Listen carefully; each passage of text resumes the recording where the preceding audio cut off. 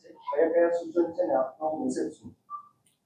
ગઈકાલે માનનીય ડીજી સાહેબની સૂચના અને રાજકોટ શહેરના માનનીય સીપી સાહેબની સૂચનાના આધારે રાજકોટ શહેરના હોટલ એસોસિએશનના હોદ્દેદારો તથા હોટલ ઓનર્સની એક એ ડિવિઝન પોલીસ સ્ટેશન વિસ્તારમાં સાંજના સમયે મિટિંગનું આયોજન કરેલું.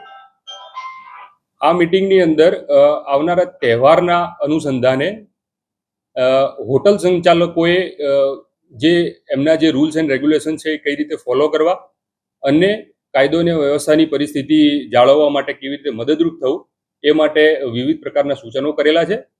એમાં ખાસ કરીને જે હોટલની અંદર ચેક ઇન કરવા આવતા હોય છે લોકો, એમના પ્રોપર જે આધાર કાર્ડ અને બીજા આઈ કાર્ડ જે વેરિફિકેશન કરવાના હોય છે એ જમા લેવા તથા પથિક જે પ્લેટફોર્મ છે એની અંદર આ બધાનું રજીસ્ટ્રેશન કરવું તથા ઘણા કેસમાં આપણે જોયું છે કે ઘણા એવા ગુના પણ નોંધાયેલા છે.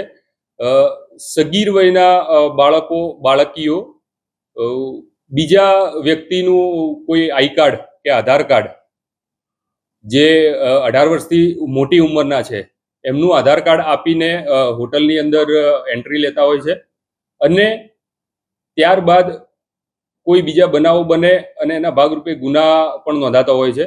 તો આવી વસ્તુઓ અટકાવવા માટે જે હોટલ એસોસિએશનના માણસો હતા એમને વાકેફ કર્યા છે અને પ્રોપર ડોક્યુમેન્ટ વેરિફિકેશન થાય અને રજિસ્ટ્રેશનમાં એન્ટ્રી થાય, રજિસ્ટર નિભાવવામાં આવે એવી સૂચના કરવામાં આવી છે.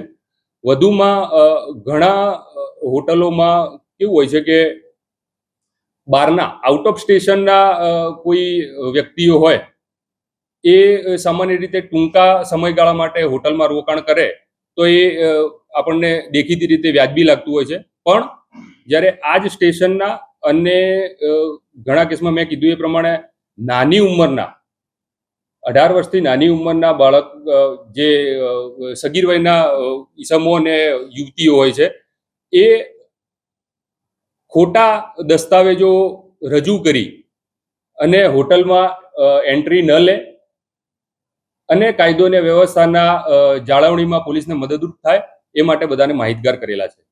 2 કલાક 1 કલાક લોકલ આઈડી ઉપર કોઈ હોટલમાં જાય તો એ પોલીસે મનાઈ કરેલી છે કે પછી વેરિફિકેશન માટેનું છે? એ કે જી, એ વેરિફિકેશન કરવાની મેં આપને કીધું એ પ્રમાણે ઘણા કેસમાં સગીર યુવક યુવતીઓ ખોટા દસ્તાવેજો, ખોટા આધાર કાર્ડ, બીજા 18 વર્ષથી મોટી ઉંમરના વ્યક્તિના આધાર કાર્ડ આપી અને રૂમ લેતા હોય છે.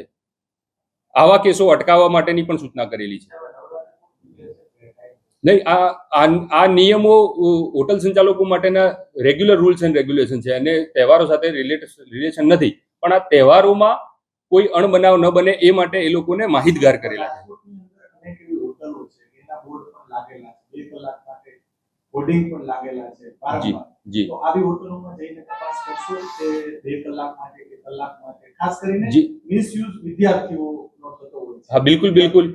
આવી હોટલોમાં આપ જઈને અથવા તો આપના સ્ટાફને જઈને તપાસ કરાવશો? બિલકુલ બિલકુલ.